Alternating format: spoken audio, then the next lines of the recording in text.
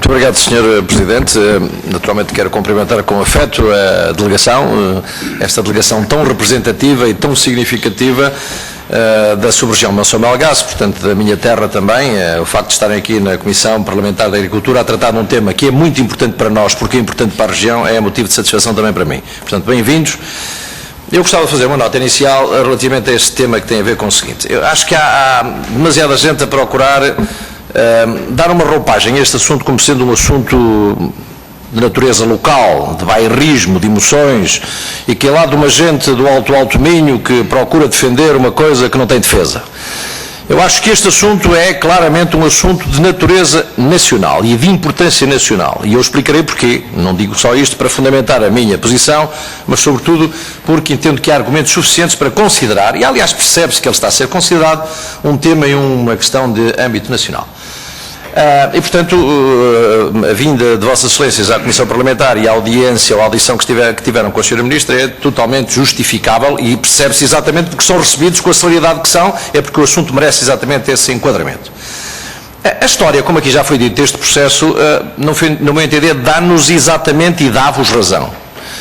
Porque a evolução que este processo teve foi exatamente um processo devidamente sustentado ao longo dos tempos, devidamente regulamentado por legislação que o suporta, desde logo com a primeira portaria que aborda esta matéria, que é de 2001. Fruto de um longo caminho já feito desde a criação da região dos vinhos verdes, que, como foi dito, já tem mais de 100 anos. E chegou-se à conclusão, ao fim de toda esta história, que efetivamente em 2001 se tinha concluído que havia especificidades naquele território, naquele terreno, naquele terroir e naquele produto que obrigavam a que efetivamente houvesse ali um enquadramento jurídico de proteção ou legislativo de proteção. Bem, continuou-se a evoluir no assunto e a discutir a matéria e a fazer trabalho no assunto. E por isso aqui em 2010, com a portaria 668, se reforçou, mais uma vez, depois do alargamento, que levou tempo, história, do alargamento da sub-região a Melgaço, mais uma vez se reforçou com o envolvimento do organismo regulador, que é a Comissão de Vitivinicultura da região dos Vinhos Verdes, e com o seu próprio Conselho Geral, que na altura não aduziu nenhum tipo de contestação a esse processo. Estamos a falar de 2010, só tem 4 anos, se considerou que efetivamente a sub-região tem especificidades, o produto é de qualidade, deve ser defendida a exclusividade do DOC da Casta Alvarinho daquela região. Tudo bem. E também continuamos bem até praticamente agora, 2014.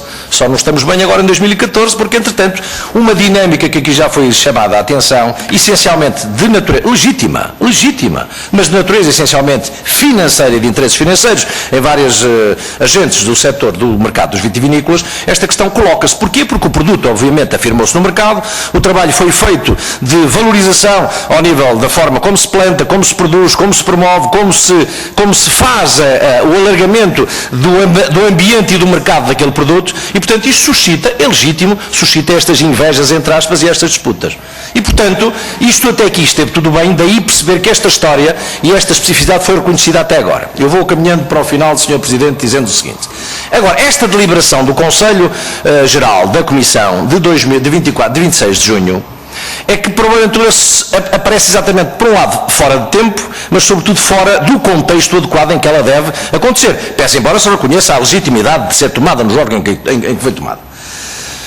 Há uma coisa que eu acho que não pode ser colocada neste debate, é que isto, há gente que defende que isto é uma questão meramente técnica, deve ser discutido só no âmbito da Comissão da Comissão de Vitivinicultura da região dos Vinhos Verdes.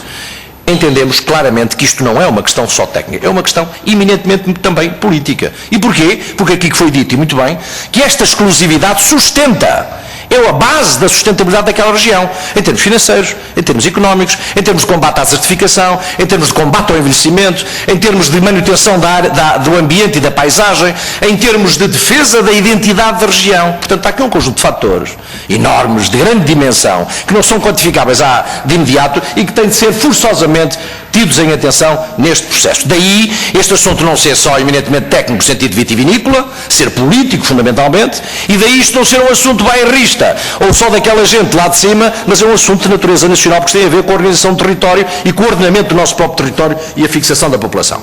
E por isso eu caminho para o final dizendo, eu acho que o caminho que está a ser feito é um caminho correto.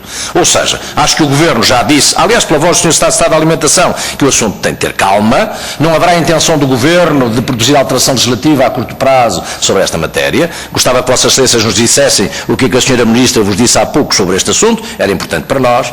Acho que o caminho está a ser feito com dignidade. Não quer a Assembleia da República nem os partidos retirarem à Comissão de Vitivinicultura a razão de ser e da sua autoridade, da sua competência para continuarem a discutir lá o tema. Não pode a Comissão entender que a Assembleia da República, os deputados e os políticos não têm legitimidade para discutir esta matéria. Tem toda a legitimidade. E continuaremos a discuti-la. Da minha parte, pelo menos continuarei a discuti-la.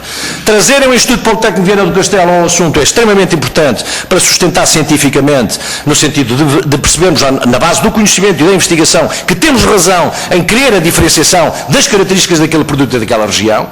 Acho que o Governo deveria claramente, e este Ministério da Agricultura, desenvolver um estudo de natureza económica para avaliar as vantagens e os inconvenientes do eventual alargamento que o tempo poderá vir a trazer. Temos de perceber que isto pode acontecer. O tempo pode nos levar até lá. Agora, o imediatismo, o assalto à mão armada no imediato em relação a esta questão, que é uma questão garantida por lei, pela história, pela qualidade do produto, no nosso entendimento, não é nada aceitável. E por isso eu penso que o caminho deve ser feito sem emoção, com conhecimento, com racionalidade, e estou convencido que nenhum Governo deixará de estar sensível a esta questão e nenhum Governo deixará de avaliar aquilo que são os fatores não diretos, mas perfeitamente relacionados com esta questão, com esta matéria, que sustentam a região e sustentam a população daqueles dois concelhos. E por isso parece-nos que o caminho que está a ser feito por estes intervenientes, que são os principais responsáveis, é o caminho correto. Nós, pelo menos da minha parte, Partido Socialista, estaremos ao vosso lado, porque achamos que temos razão, sem deixar, com certeza, de estar completamente receptivos a que este debate técnico se faça na de viticultura, mas que este debate político continua a fazer aqui. A resolução da Assembleia da República provou que, efetivamente, os partidos estão, de alguma maneira, unidos neste pensamento, e o Governo não deixará de ser sensível a esta resolução da Assembleia da República. Estou convencido. Muito obrigado.